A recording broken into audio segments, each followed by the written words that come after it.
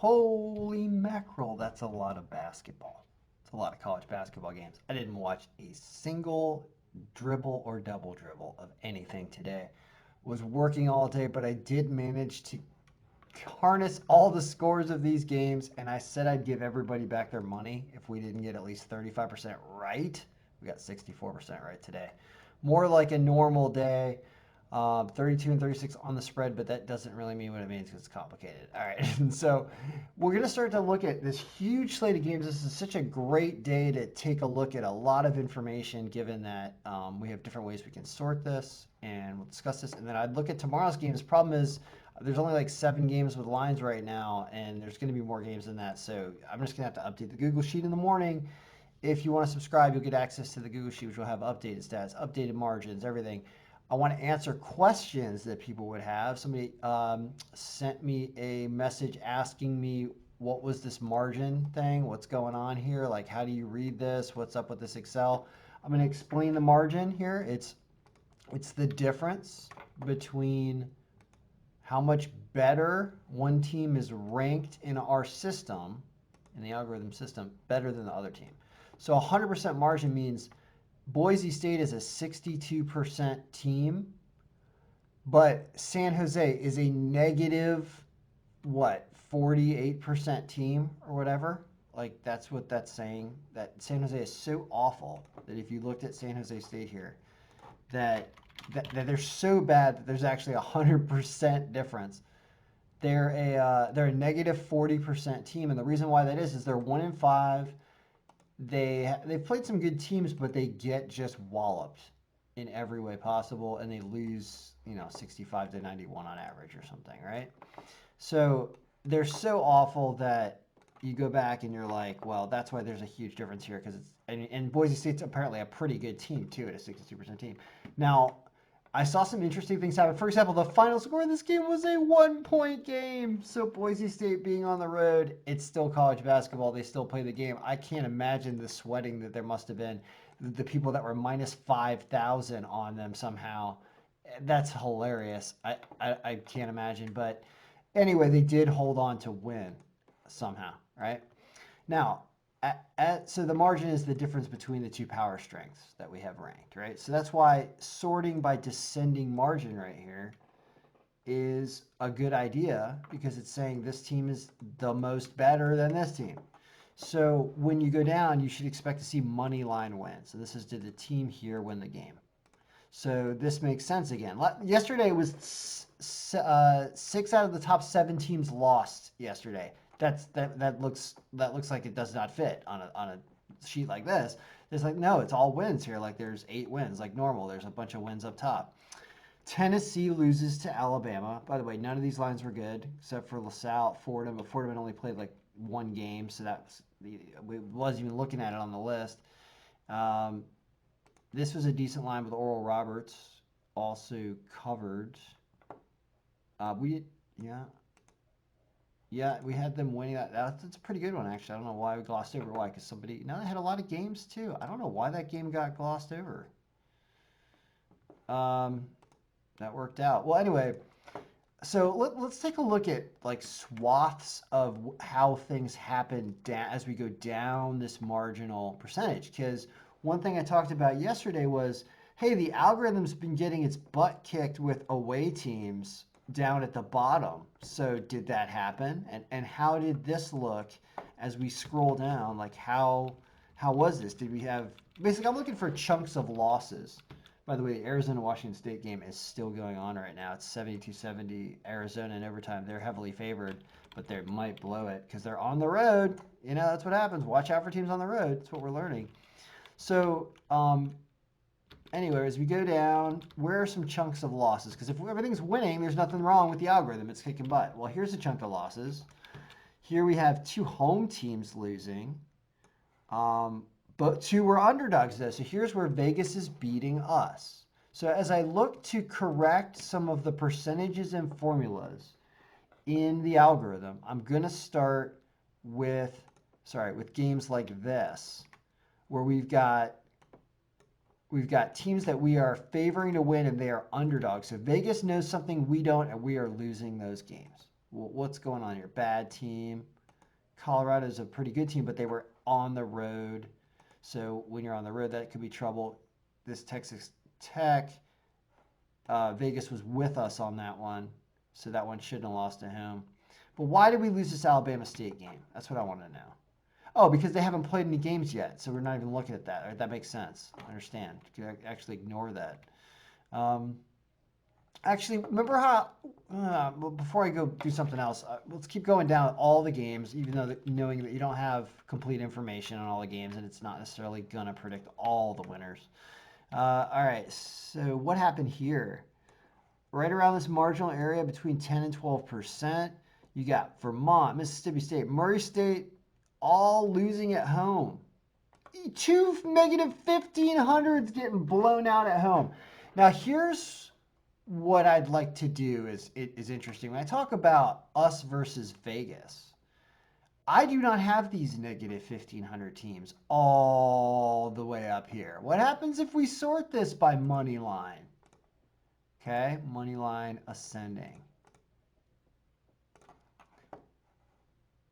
Yes.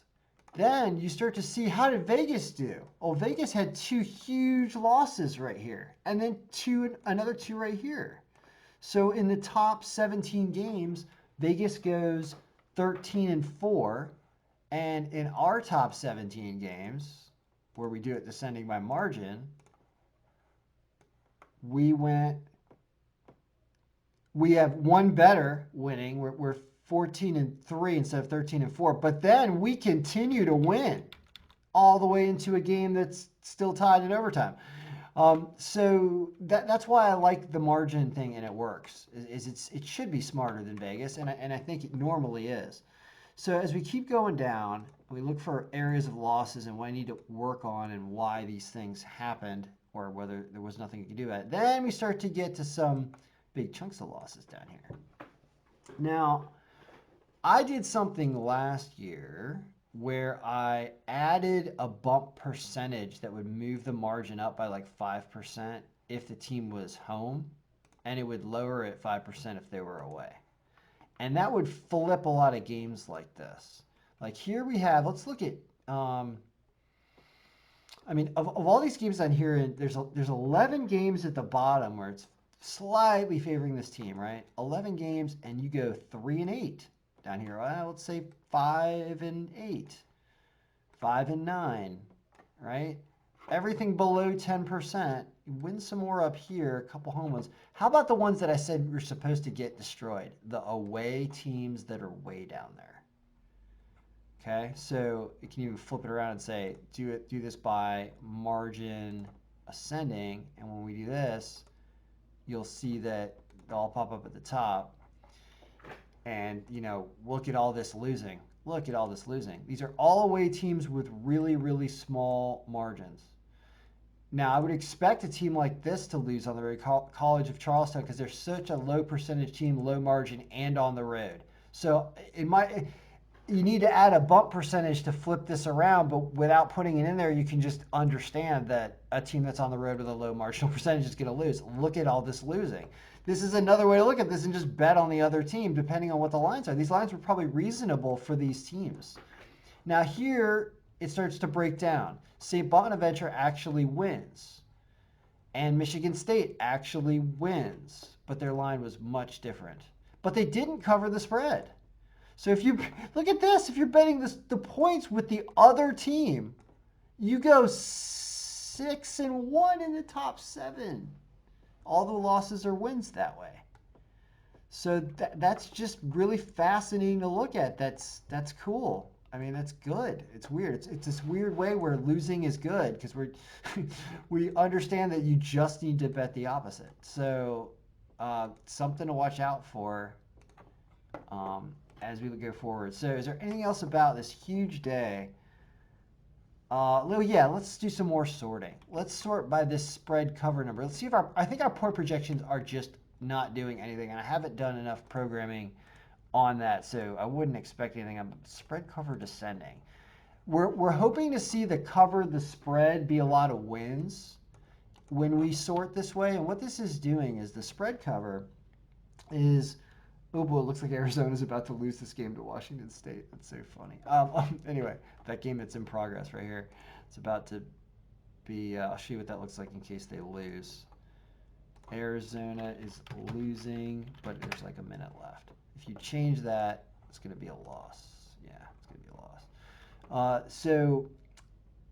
And they're on the road, so why wouldn't you think that? Now, back to what I was just doing here. So sorted by spread cover right here.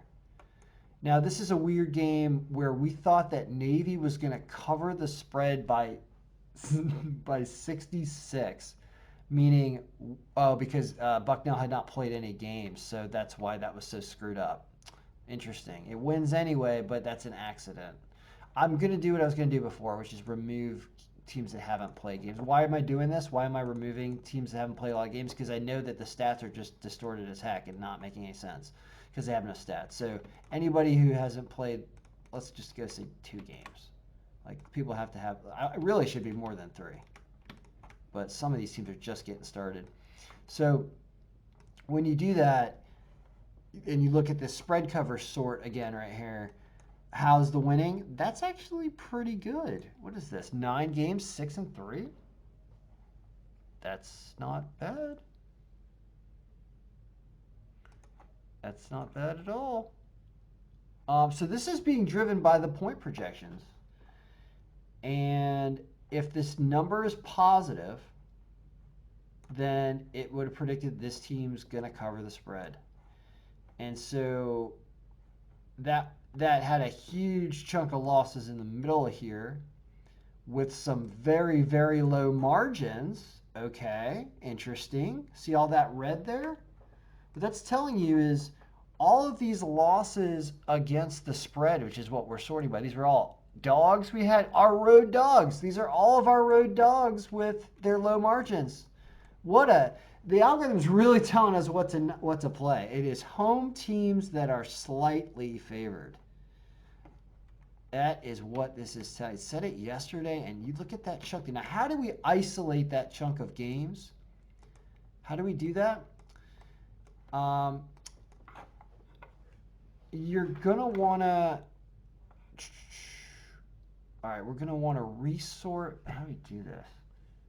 I'm going to really perfect how this thing's going to spit out the best games to play as we really work on this. Let's do it back to margin down. You're supposed to know down here, you got to look at your line and say all the away teams are probably going to blow it. And the only ones you would have got burnt on, you wouldn't have got burnt on the spread. You really take the spread of the other team. That is phenomenal right there. 9-2 in these bottom games. So anything under a margin of like 7 or 8%, I'd argue even 15% because there's a lot of losing up here too, right? These 15% margin gains, but there's a lot of stuff missing. But definitely below 7-ish%. This is free money right here. So it's going to be this team, especially when they're a home team. So all the aways below 7%. Boom! Look at that. Look at that. 6-1. Yep. Even there you go. 7-2. It's fine. So, all right. That being said, we were learning something, or at least learning something that the algorithm is clearly doing and clearly showing results. So the short schedule that's today, as Washington State appears to be losing that game, when you look at just what's here today, I only have 5 games. There'll be more tomorrow. Like I said, check the Google Sheet. But when you look at this, well, what did we just say? We just said low margins and away. Right? Well, Houston slightly favored against Southern Methodist. We would say Southern Methodist +2 or Southern Methodist to win. You'll open this up and show what the flip side of the games look like. So what we're saying is low margins, anything in this marginal area, you want to have the home team. So it's considering even these. This is a margin of negative 28, though. These margins are too bad. But right here's the cutoff. So it's saying take Southern Methodist plus 2.5, take Minnesota plus 1 against Ohio State because they're, oh, it's only 1 though. But that thinks they're going to win, but they're minus 106. And Michigan is minus 400 against Northwestern. So wait, what do you do here? No, you don't because they're plus, yeah. Yeah. Lot to think about, but there'll be more games in here tomorrow, and there's football tomorrow. There's me doing a lot of other work as well, but I felt like it was worth an update as I swear, I will do some work on point projections and marginal percentages and stuff, but not right away. Sometime next week probably, as I just get over this hump of other work I'm doing. But pretty cool. Um, Pretty cool that I didn't have to give everybody back your money. I mean, it's not cool for you guys, I guess. But we did have a winning day. I'll keep going into more and more analysis and stuff because, as you can see, there's just so many games. But I like the fact that when you glance at this and we start to glance at stuff we can do with spreads, and you look at how Vegas is doing this and doing their ascending money line way, they have some bad losses that somehow the algorithm avoids a lot of that. Vegas goes Vegas goes 18-4 and then has a bunch of losses. So they go 18-7. But I don't know if there's underdogs I don't have here. These are not Vegas losses. These are Vegas wins. These are our losses on the road. There's so much to go over. All right, guys, I'm gonna let you go. But I'll of course check the Google sheet and subscribe if you're interested in getting current updates with this. I don't think I'm gonna bet basketball. No, I'm not gonna bet basketball tomorrow. And I don't know. I will do an update in the morning though with all the new stats, so people that subscribe do get it. All right. Good luck, everybody. May all of your picks be doing the best that they can.